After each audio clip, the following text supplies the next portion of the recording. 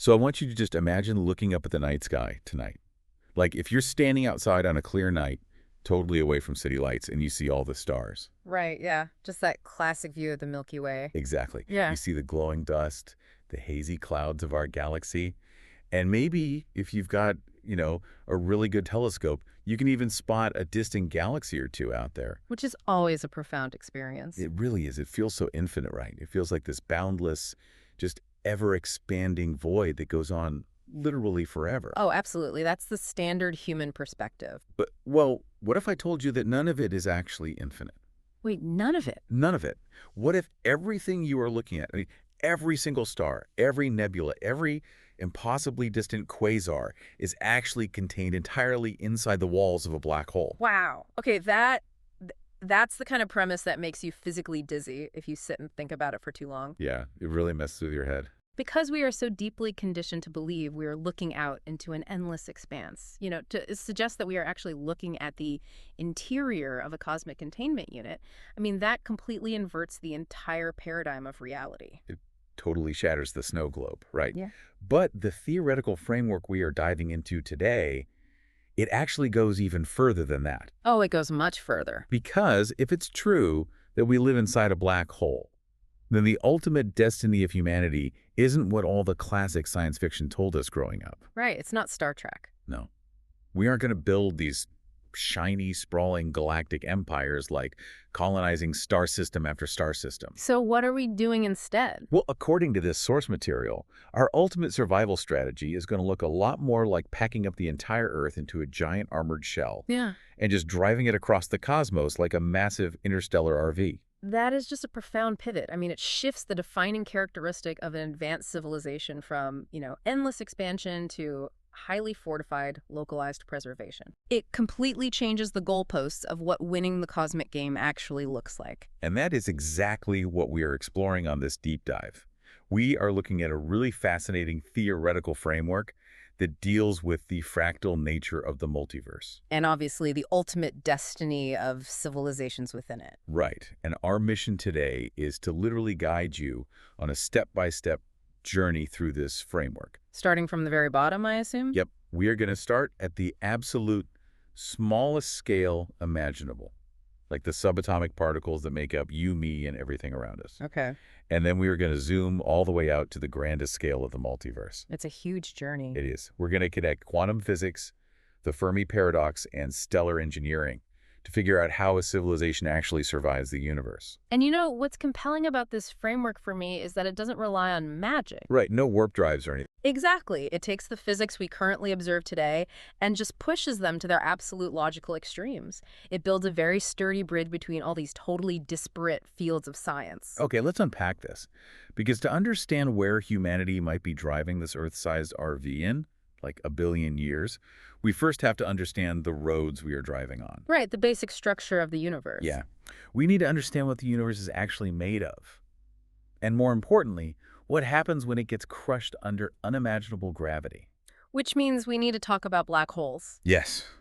We have to start at the bottom of reality. Well, to really understand what a black hole is, we have to start by essentially tearing down the most persistent myth about them. The singularity. Exactly, the singularity. When you hear physicists or sci-fi writers talk about black holes, they almost always describe a singularity right at the center. Right, like a single dot. Yeah, they describe it as a point of infinite density, where all the mass of a collapsed star is just crushed down into literally zero volume. And let me push back on that immediately, because that concept has always driven me completely crazy. It drives a lot of physicists crazy too, honestly. I mean, from a purely logical standpoint, how can something have mass but take up zero space? It's a paradox. Right. And how can anything in the physical universe be truly infinite? My understanding has always been that nature abhors an infinity. Your intuition is spot on there. Nature simply does not do infinity. Okay, so where did the idea come from? Well, in the realm of physics, when you are running your calculations and your equations suddenly spit out an infinity, it is a massive red flag. Like an error message. Exactly like an error message. It doesn't mean you've discovered an infinite physical object in space. It just means your math is broken. Oh, I see. Specifically, the singularity is the exact mathematical coordinate where Albert Einstein's theory of general relativity breaks down completely. So general relativity, which is, brilliant at explaining gravity and planets and stars. It's incredible for the macro world. Right, but it just throws its hands up when things get too small and too heavy. Precisely. Because general relativity treats space and time as this smooth, continuous fabric. Like a trampoline, right? Yeah, the classic rubber sheet analogy. But when you pack an entire star's worth of mass into a microscopic area, that smooth fabric model just stops making any sense. It tears the sheet. Metaphorically, yeah. The equations produce a singularity and infinity. So this framework we're discussing today argues that singularities, as literal physical points of infinite density, just do not exist. They're just a math glitch. They are a mathematical illusion, yes. Okay, so if the infinite dot is an illusion, what is actually at the bottom of a black hole? A real thing. Like, if I fall past the event horizon, what am I eventually going to hit? You are going to hit a physical object. Wait, really? A solid object? Well, a solid in a way we don't really have a word for, but yes. To understand what kind of object, we have to look away from general relativity and look toward quantum mechanics. Okay, shifting from big physics to small physics. Right. And there is a foundational rule in quantum mechanics called the Pauli exclusion principle. I know this has to do with how particles behave, but break down the actual mechanics for me. Like, why does this rule prevent an infinity from happening? So the Pauli exclusion principle deals with a specific class of particles called fermions. Fermions, okay. Fermions are the building blocks of the matter you interact with every single day. We're talking about quarks, which make up protons and neutrons and electrons. So the stuff that makes up my coffee mug. Exactly. The absolute core rule of fermions is that no two fermions can occupy the exact same quantum state at the exact same time. So they can't overlap. They physically cannot overlap. Well, let me try to visualize this. Because if I think about, say, a crowded subway car at rush hour in a massive city. That's a great way to look at it. Right, so you can keep packing people in. People are getting squeezed shoulder to shoulder, chest to back. The density of humanity in that car gets incredibly high, and it's horribly uncomfortable. I've been on that train. We all have. But eventually, the doors have to close. You simply cannot pack 1 million people into a single subway car because people are solid objects. Right. Even if you squeeze them as hard as humanly possible, they take up physical space. They cannot occupy the exact same spatial coordinates. That is a highly accurate physical analogy. The Pauli exclusion principle is basically the quantum version of those subway doors finally closing. It's the universe saying, no more room. Exactly. It provides a hard physical limit to how tightly matter can be packed. Now, contrast fermions with the other type of particle, bosons. Bosons, okay, like the Higgs boson. Yeah, or photons. Photons, which are particles of light, are bosons. Yeah. Bosons actually can overlap. Yeah, weird. Yeah, you can shine 1 million laser beams into the exact same spot on a wall, and they will easily share the exact same space. Because light isn't a solid thing. Right.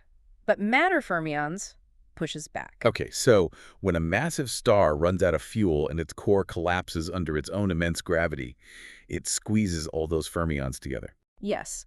Gravity is basically trying to crush the subway car down to nothing. But the passengers push back. The fermions push back. First, the electrons push back. If gravity is strong enough to overcome the electrons, the protons and electrons get crushed together to form neutrons. And that creates a neutron star, right? Exactly. But if the star was even more massive than that, gravity overcomes the neutrons too. Standard physics assumes that once the neutrons give way, gravity just wins forever, creating the infinite singularity. But this framework says the subway doors still close. Gravity doesn't win forever. Correct. The framework argues that the Pauli exclusion principle still holds at a deeper subnuclear level. So the matter breaks down further. Yes, the matter breaks down into even more fundamental states, but it never ever reaches zero volume. Because there's still fermions. Right. Therefore, at the center of a black hole is a finite, ultra-dense object. Wow. It has a physical surface, it has volume, it spins, it has dimensions. It is just incredibly, unimaginably compact. Hold on, though.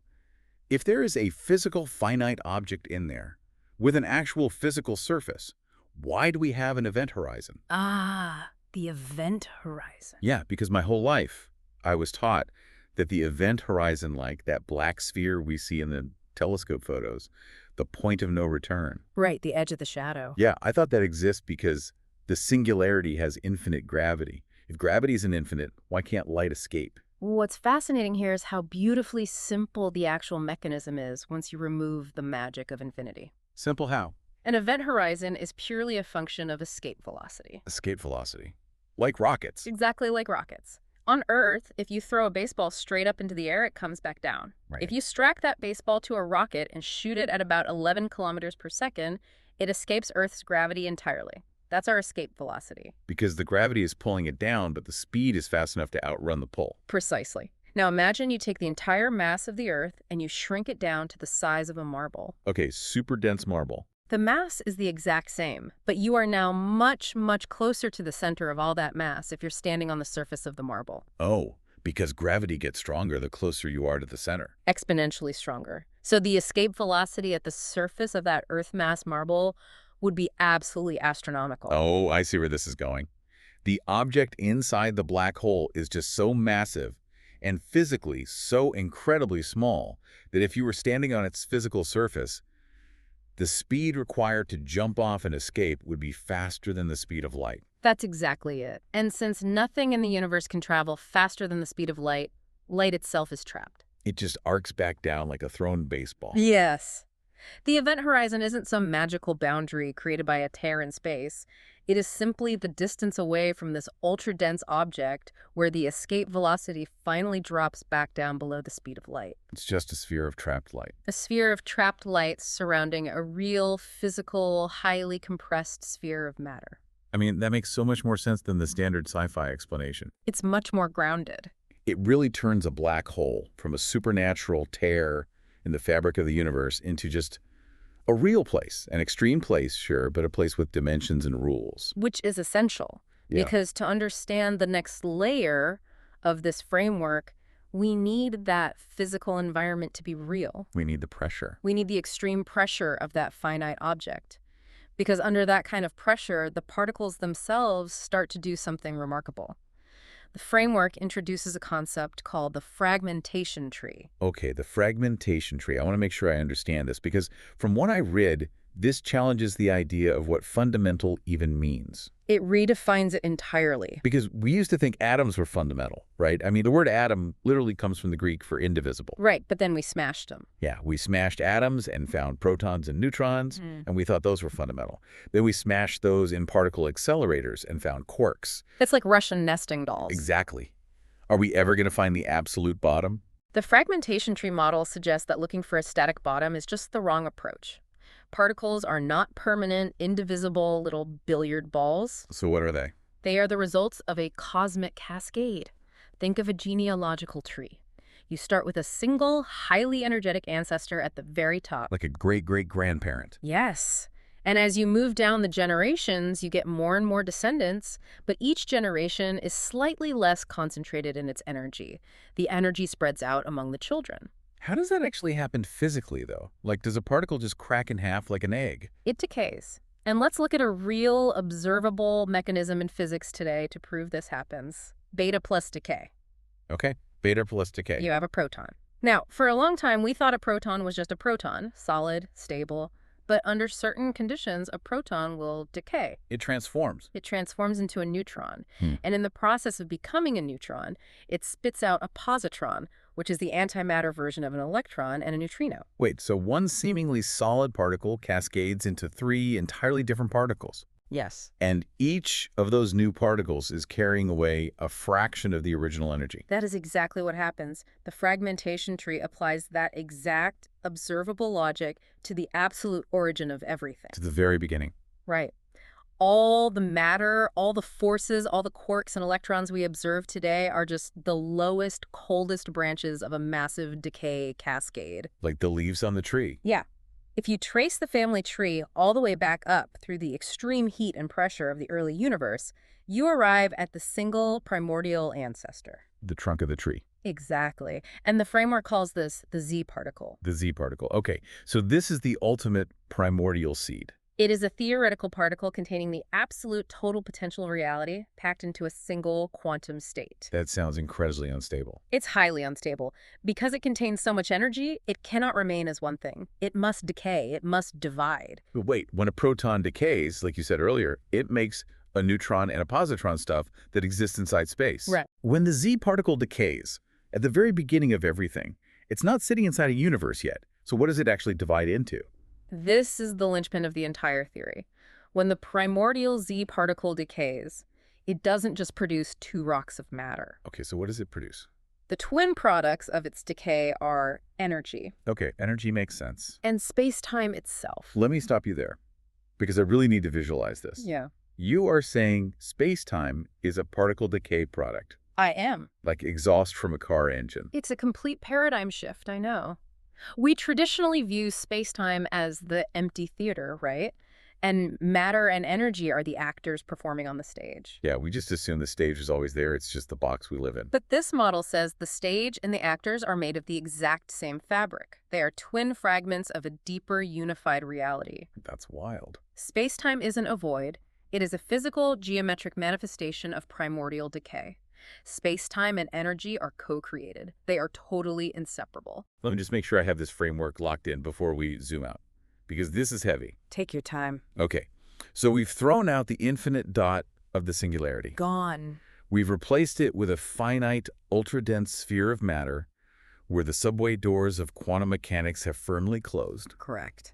And under that unimaginable pressure, at the very bottom of reality, primordial Z particles decay. Yes. And when they decay, they violently birth energy and space-time simultaneously. That is the absolute foundation. And once you accept that foundation, that the crushing interior of a black hole provides the exact environmental conditions necessary for Z particles to decay and birth new space-time, you are forced to confront a massive cosmological consequence. The origin of our own universe. Precisely. If space-time is birthed inside the ultra-dense environment of a black hole... Then what does that imply about the space we are currently occupying right now? Exactly. It implies that the Big Bang wasn't a random explosion in a pre-existing empty void.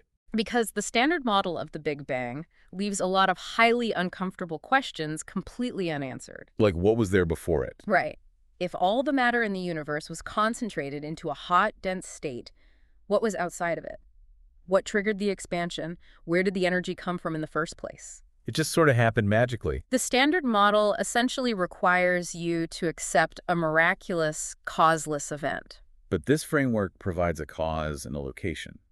The Big Bang was just the decay of a primordial Z particle. Yes. And it happened inside a black hole that exists in some older, larger parent universe. Which means our entire universe, the billions of light years, the trillions of galaxies, everything we have ever observed with our telescopes is entirely contained within the interior of a black hole. Here's where it gets really interesting. Oh, we're just getting started. Because if we are living inside a black hole, that entirely rewrites how we understand the expansion of our universe. It changes everything. Right now, if I read an astrophysics textbook, it says the universe is expanding and galaxies are accelerating away from each other because of something called dark energy. Dark energy is the biggest placeholder term in modern science. It's totally made up, right? Well, in the late 1990s, astronomers realized the expansion of the universe wasn't slowing down due to gravity like everyone thought it would.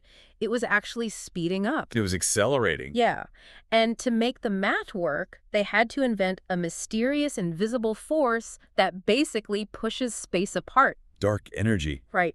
They calculated that this dark energy must make up nearly 70% of the entire universe. 70%. Yes. Yet we cannot see it, we cannot detect it, and we have absolutely no idea what it physically is. It's basically saying the math doesn't work, so let's invent a ghost that fixes the math. That's a fair criticism. But if I'm interpreting this fractal framework correctly, we don't need the ghost.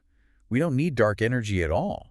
No, we don't. Because we have a concept called cosmic accretion. Yes. Let's look at the mechanics of cosmic accretion. Imagine the black hole that contains our universe. Okay, I'm picturing it. That black hole is a physical object sitting in a parent universe.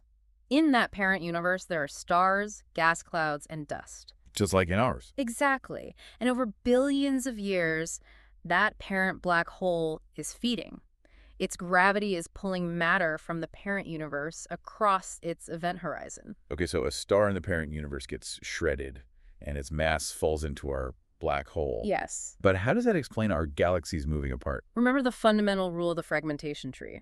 Space-time and mass energy are intimately physically linked. They are twin products. In this framework, you cannot add mass to a universe without also adding spatial volume. Oh, wow. When matter from the parent universe crosses the event horizon and enters our universe, that new mass energy physically stretches the geometry of our spacetime. So the spatial fabric of our universe is literally swelling, like adding water to a balloon. Exactly. Our universe expands because the physical container we live inside is growing. It's eating material from the outside. That makes so much sense. The galaxies aren't moving through space away from each other. The space between them is being continuously generated by the accretion of mass from a higher dimension. That is breathtakingly elegant. It really is. It takes this spooky, unexplainable dark energy and replaces it with simple, observable gravity and mass transfer. It solves the biggest mystery in cosmology without inventing any new forces. It also paints a picture of the multiverse that is radically different from the pop culture version we always see in movies. Right, it's not a bunch of soapy bubbles floating parallel to each other in a void. It's a nesting doll. A fractal nesting doll. It implies a staggering chain of cosmic lineage. Let me paint this picture because it's wild. You have a massive ancient parent universe.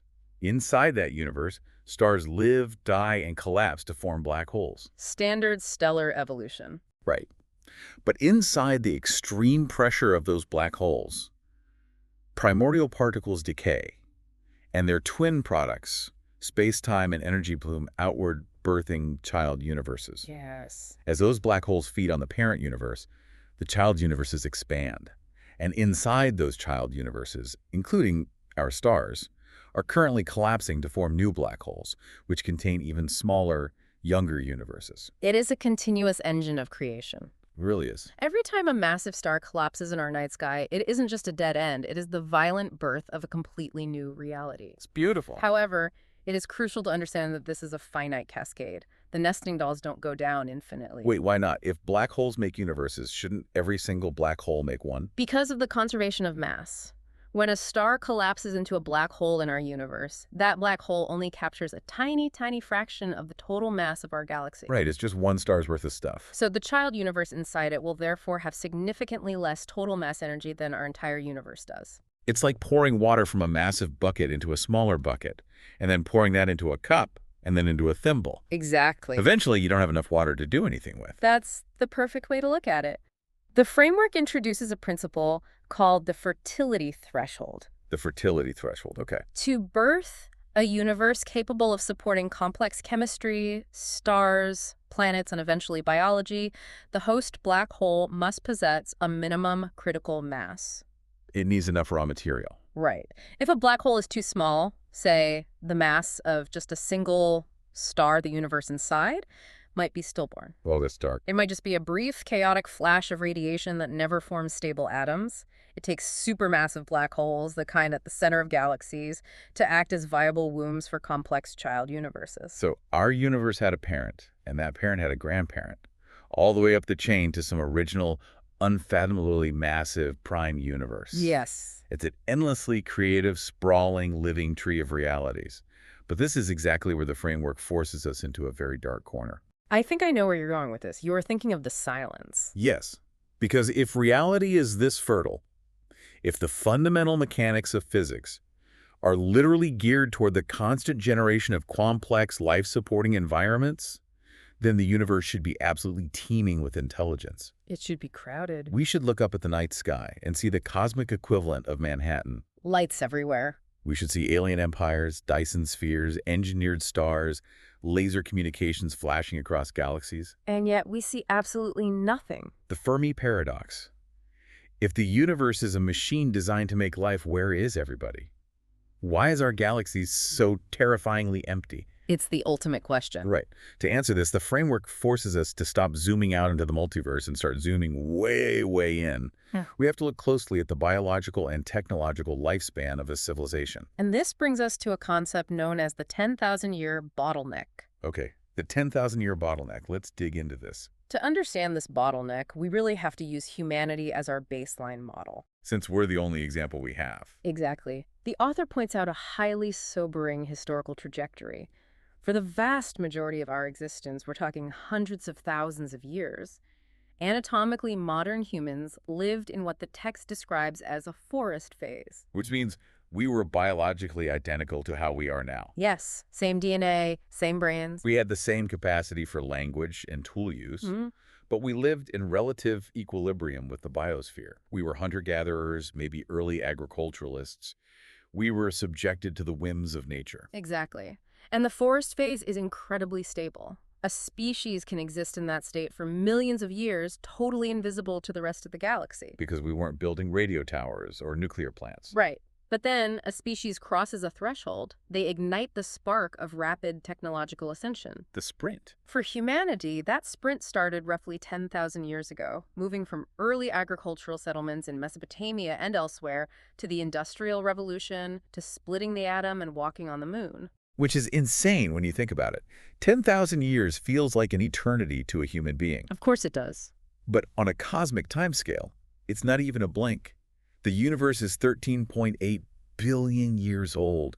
10,000 years is literally a rounding error. And that rapid sprint is incredibly dangerous. Why? The framework proposes that once a civilization enters this exponential phase of technological growth, they hit a wall.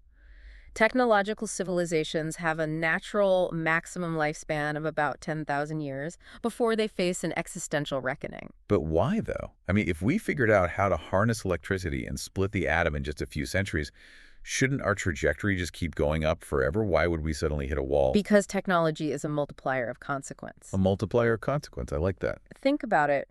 When you invent a stone spear, the consequence of a mistake is that you might accidentally stab your neighbor. Bad for the neighbor, fine for the species. Right. When you invent a thermonuclear weapon, the consequence of a mistake is the eradication of your entire biosphere. The framework argues that within this 10,000-year window, the power of a civilization's technology vastly outpaces its sociological wisdom. We get too smart too fast. During this bottleneck, a civilization faces three, and only three, inevitable fates. Okay, let's walk through these fates. What is fate number one? Self-destruction. And unfortunately, statistically, this is the most likely outcome. Ouch. A civilization unlocks the power to manipulate reality, artificial intelligence, synthetic biology, nuclear fusion, and they simply fail to manage it perfectly. They make one mistake. They engage in a global conflict, or they accidentally release an engineered pathogen, or they completely strip mine their planetary resources and trigger an irreversible ecological collapse. So they just die out. The civilization burns hot, loud, and fast, and then it dies. I totally buy self-destruction. I mean, we came terrifyingly close to doing exactly that multiple times during the Cold War. We really did. But 10,000 years is a long window for panic. Surely some civilizations don't press the big red button. Do they just plateau? That leads to fate number 2, regression. Regression. The civilization doesn't obliterate itself entirely, but the complex infrastructure required to maintain high technology becomes too fragile. Like the power grid's failing. Exactly. Perhaps climate catastrophe or resource depletion causes the global supply chain to snap. Yeah. Without that infrastructure, the society collapses backward. Mad Max style. Essentially, yes. The survivors regress back to the forest phase. They survive, but they are no longer an advanced civilization. They return to equilibrium and they lose the stars. Which is incredibly depressing. It means the galaxy could be full of intelligent species that used to have spaceships, but are now back to hunting with bows and arrows. It's very possible. So what is the third fate? Tell me there's an optimistic one. The third fate is transcendence. Transcendence. Okay. The civilization manages to thread the needle. They survive the immense pressures of their own technology. They don't blow themselves up. Right, and they manage their resources well enough to avoid regression. But in doing so, their psychology fundamentally changes. How so? They realize that unchecked expansion, the desire to build endless empires, consume infinite resources, and broadcast their presence to the stars, is the behavior of an adolescent species. Like a teenager acting out. It is inherently unstable. So a transcendent species isn't building a giant galactic empire. They are doing the exact opposite. Yes. They become quiet, highly efficient, and localized. They prioritize indefinite stability over continuous growth. If we connect this to the bigger picture, Hmm. this perfectly solves the Fermi paradox. It really I does. like to think about it through the analogy of an enormous pitch-black football stadium. Okay, let's hear it. So imagine the stadium is packed with people, tens of thousands of people. Those are the alien species in their forest phase, totally dark, totally silent, invisible to everyone else. Right. Then, at completely random times, someone in the crowd pulls out a camera and takes a flash photograph. That brief, bright flash is a civilization's 10,000-year technological window. That is a brilliant way to visualize the temporal isolation. Right. Because if you and I are both sitting in that dark stadium for a multi-hour event, Yeah. and we both take one single flash photo at totally random moments, the odds of our flashes going off at the exact same fraction of a second, allowing us to actually see each other, are basically zero. The math just doesn't support it. Exactly. The galaxy isn't dead. It's full of life. It's just full of forest-dwelling species hiding in the dark, and a few brief, loud flashes of tech civilizations that fade to black before the light can even reach us. The philosophical weight of that realization is heavy. It suggests a universal, ironclad rule: loud civilizations die. Wow. The act of being visible, of expanding aggressively, is the very thing that kills you. The cosmos isn't empty. The reason we don't see anyone is that the only species that actually survive the bottleneck are the ones who've learned to be exceptionally quiet. Which really forces you to ask, Right. where does humanity currently sit in our own flash? That's the scary part. We are broadcasting radio waves. We are burning fossil fuels. We are as loud as we possibly can be. Are we in the first millisecond of our flash, or are we right at the end of it? That is the existential gamble we are currently living through right now. But let's assume the best case scenario. Let's assume humanity, or any hypothetical civilization, threads the needle. We survive the bottleneck. We achieve transcendence, and our new singular goal is indefinite stability. If you want to survive peacefully for 1 billion years, you run into an insurmountable astronomical problem. Or star, Exactly. Our sun is a G-type main sequence star. which is great for us right now. It is wonderfully stable for incubating early life, giving us billions of years of warmth. But in the grand cosmic timeline, a G-type star is a tragically short-lived spark. How short-lived. In about 5 billion years, the sun will exhaust the hydrogen in its core. It will swell into a massive red giant, and it will literally swallow the Earth. 5 billion years sounds like an eternity to us right now. But if you are a transcendent civilization thinking in cosmic epochs, a 5 billion year expiration date on your home is unacceptable. You want permanent real estate. Exactly. You want a forever home. And this framework points to a very specific type of star as the ultimate cosmic sanctuary, the red dwarf. Red dwarfs, or M-type stars, are the most abundant stars in the universe. They're everywhere, right? Yes, they're significantly smaller, cooler, and dimmer than our sun. Because of their low mass, the pressure in their core is much lower, which means they burn their nuclear fuel incredibly slowly. So they sip their fuel instead of chugging it. Precisely. While our sun has a total lifespan of roughly 10 billion years, a red dwarf can burn steadily for trillions of years. Trillions, that is practically eternity. It is. The universe itself is only 13.8 billion years old. Yeah. A red dwarf born today will still be shining when all the larger stars in the galaxy have burned out and died. They are the last lights in the universe. But let me play the skeptic here, because everything I've ever read about red dwarfs from astronomers suggests they are an absolute nightmare for life. They are notoriously hostile environments. Right. First of all, because they are so dim, their habitable zone, the area where liquid water can exist, is super close to the star. Very close. If a planet is that close, gravity locks it in place, right? Tidal locking. Correct.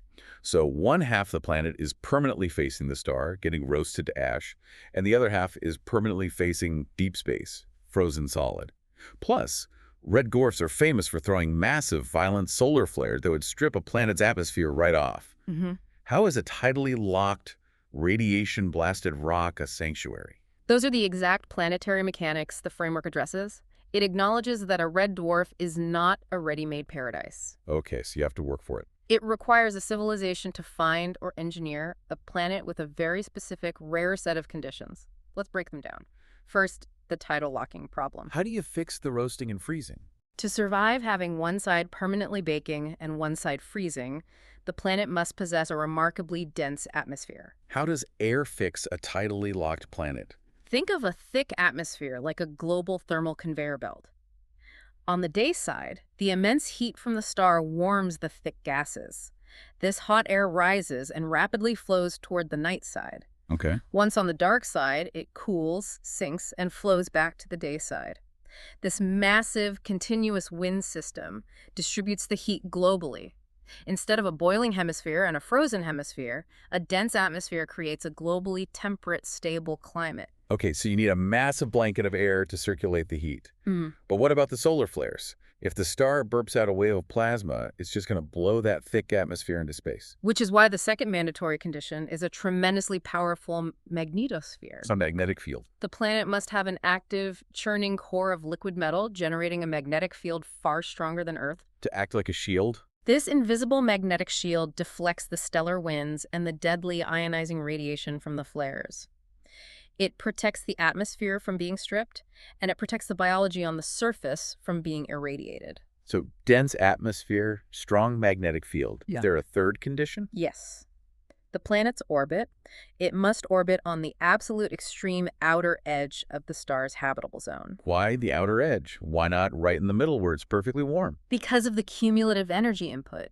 Yeah. Even with a strong magnetic field, if you were too close to the star, the immense continuous heat over millions of years will eventually trigger a runaway greenhouse effect. Oh, right. The oceans evaporate, the water vapor traps more heat, and you end up with a dead, boiling pressure cooker like Venus.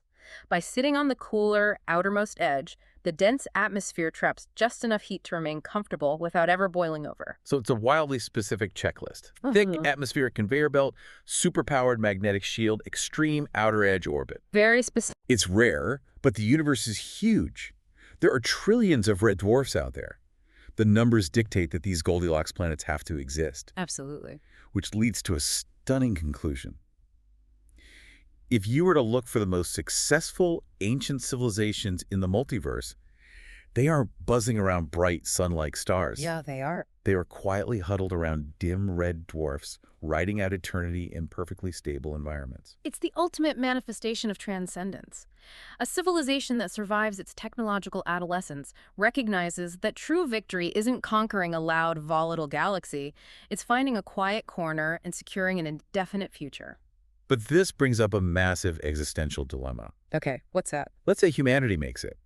We survive the bottleneck, we look at the red dwarfs, and we realize that's where we need to be. But what if we don't want to move? Moving is hard. Moving is really hard. What if we want to stay right here in the solar system we grew up in? Could we just use our advanced technology to fix our own star? Could we engineer the sun so that it behaves like a red dwarf? Stellar engineering. This ventures into the realm of theoretical megascale physics. The framework thoroughly examines whether a species could physically alter the lifespan of its host star. So can we. It tackles two very different approaches to saving the sun. The first, and arguably the most intuitive idea, is what the text refers to as feeding the sun. Which makes sense on paper. Stars run on hydrogen fuel, right? They do. If your car is running out of gas, you don't throw the car away, you put more gas in the tank. Our solar system is packed with unused hydrogen. We have gas giants, comets, asteroid belts. What if we somehow took Jupiter, which is basically a giant ball of hydrogen, and crashed it into the sun to top off its fuel tank? The mechanics of stellar physics dictate that feeding the sun is a disastrous, fundamentally suicidal idea. Really? Why? First, let's just look at the sheer scale of the math. Jupiter is the largest planet in our solar system by far, but compared to the sun, it is a speck. I mean, it looks big to us. It contains roughly 0.1% of the sun's mass. Even if you possessed the godlike technology required to move an entire gas giant and drop it into the sun, that extra fuel would only extend the sun's life by about 10 million years. 10 million years. That is absolute pocket change on a cosmic scale. It's nothing. You spend unimaginable resources moving a planet, and you buy yourself a fraction of an epoch. Exactly. The return on investment is abysmal, but it gets much, much worse because there is a fatal physical flaw to feeding a star. Okay, what's the flaw? To understand why, we have to look at how a star actually works. A star is not a solid object. It is a delicate, ongoing battle of forces called hydrostatic equilibrium. Hydrostatic equilibrium. Break that down for me. Imagine you are inflating a balloon. The air pressure from your lungs is pushing outward, trying to expand the rubber. Right. But the rubber itself is elastic. It is constantly squeezing inward, trying to crush the air out. When the outward push of the air perfectly matches the inward squeeze of the rubber, the balloon maintains a stable shape. That is equilibrium. So how does that apply to the sun? What is the rubber and what is the air? In a star, the rubber is gravity. The sheer mass of all that plasma is constantly pulling inward, trying to crush the star down into a single point. Okay. The air pushing outward is the explosive energy of nuclear fusion happening in the core. The extreme pressure of gravity crushes the hydrogen atoms together until they fuse into helium, releasing a massive amount of energy that pushes back against gravity. Okay, so gravity squeezes in, nuclear fusion pushes out. They balance each other perfectly. Precisely. Now, what happens if you add Jupiter to the sun? You are adding mass. And when you add mass, you increase the star's overall gravity. So you are making the rubber of the balloon thicker and heavier. It's squeezing inward much harder. Yes. That increased gravity crushes down on the core with even greater force. The pressure and the temperature in the core spike dramatically. What does that do to the fusion? In stellar physics, higher core pressure means the nuclear fusion reactions speed up exponentially. The star burns hotter and much, much faster. Oh, wow. By adding fuel to the sun, you increase its gravity, which forces it to burn through its entire fuel supply faster. You are actively shortening the star's life. I'm trying to think of a good analogy for this, and it's like, well, it's like dieting versus binge eating. How so? Imagine you have a marathon runner who is starting to get tired at mile 20. You think they need energy, so you force them to eat a massive, heavy, 3,000-calorie meal right there on the track. That sounds terrible for the runner. Right. You aren't giving them usable energy. You are just giving them dead weight. Yeah. Their heart has to work twice as hard to pump blood to their stomach to digest the food. Their metabolism spikes, they overheat, and they collapse from exhaustion much faster than if you had just let them run. That captures the mechanical failure perfectly. And to make matters worse, stars like our sun are internally stratified. What does that mean? They are not mixing bowls. The nuclear fusion only happens deep in the core. The outer layers of the star are convective. They boil and churn like water in a pot, but that outer layer never mixes deep down into the core. So even if you drop fresh hydrogen onto the surface of the sun, it just sits there on the outside, adding weight and increasing gravity, but it never actually reaches the engine room where it's needed for fuel. Exactly. Conclusion. Feeding the sun is physically counterproductive. It accelerates your own demise. Okay, so feeding the sun is out. We can't make the star heavier. What is the alternative? Do we make it lighter? Yes. If adding mass increases core pressure and speeds up fusion, the logical inverse is that removing mass will decrease core pressure and slow down fusion. Okay, that track. This theoretical concept is known in astrophysics as start lifting. The framework refers to it as slicing the sun. You are essentially forcing a massive star to go on an extreme diet until it shrinks down and becomes a long-lived red dwarf. Like taking a sharp knife and slicing pieces off an apple to make the apple smaller. Exactly. But how on earth do you slice a giant boiling ball of plasma? You can't just scoop it out with a bucket. The physical mechanisms proposed for star lifting are awe-inspiring in their scale. The text outlines a few methods. One approach is using colossal ring-shaped magnetic fields. Magnetic fields. You build megastructures that generate magnetic fields strong enough to literally squeeze the star's equator. This pressure would force the star to continuously eject massive jets of plasma out from its north and south poles. So you squeeze its waste until it spits matter out the top and bottom. Yes. Another method relies on centrifugal force. You artificially increase the spin of the star. Like a top. If you can make the star rotate fast enough, the centrifugal force at the equator will overcome the star's gravity, and material will simply fling off the surface into space. And then what? You would then have massive harvesting stations to catch that plasma, using the hydrogen to power your own fusion reactors, or using the raw material for mega engineering projects. So you strip mass away, the star's gravity weakens, the core pressure drops, and fusion slows down to a crawl. You successfully manufacture a red dwarf. The physics actually checks out. But there is a massive glaring catch to this whole process, isn't there? I'm thinking about the timeline. This raises an important question. The paradox of patience. The paradox of patience. Star lifting is not a quick weekend project.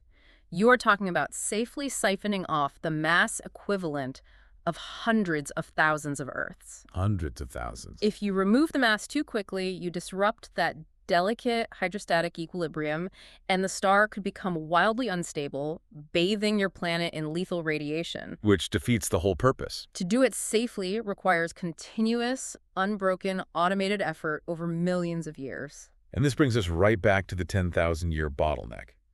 We just established that a technological civilization naturally struggles to survive for 10,000 years without blowing itself up, plunging into a dark age, or suffering an ecological collapse. How is a society supposed to maintain the political will, the economic resources, and the social stability to manage a highly dangerous industrial starlifting project for 1 million years?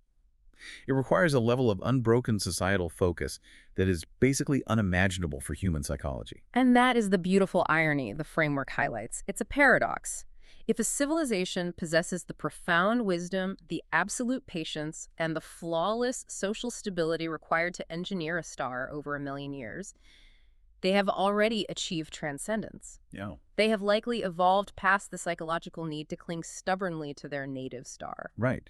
Why spend 1 million years desperately trying to remodel a house that's actively sinking into a swamp, constantly dealing with the threat of the roof collapsing, when you could just pack your bags and move to a perfectly safe, pre-built house in a better neighborhood? The effort fundamentally outweighs the reward. So feeding the sun is suicide. Slicing the sun takes too long and requires impossible patience. And red dwarfs, those naturally occurring trillion-year sanctuaries, are the only logical, permanent homes in the universe. So, how do we get there? If the closest red dwarfs are light years away, scattered across the vast, freezing emptiness of the galaxy, how do you transport an entire civilization across that expanse? That is the ultimate logistical nightmare of physics. The traditional science fiction answer to this is the generation ship, right? We build a fleet of massive metal tubes, we pack a few million people inside, we spin them up for artificial gravity, and we shoot them into the dark. Classic trope. People live, reproduce, and die on the ship for thousands of years until their descendants arrive at the new star. But this framework brutally rejects generation ships. For several very practical reasons. First, a generation ship leaves billions of people behind to burn when the sun expands. It is a lifeboat, not a solution. That's right. Second, it relies on the arrogant assumption that we can perfectly replicate and maintain a closed-loop biological ecosystem inside a metal cylinder for 100,000 years without a single catastrophic failure. Which is impossible. One bad crop disease, one mechanical failure in the atmospheric scrubbers, and the entire ship dies. So if generation ships are off the table, what is the solution? The source material provides what I honestly think is the most radical, brilliant, and terrifying concept in this entire deep dive. The Great Exodus. Yes. Don't build spaceships.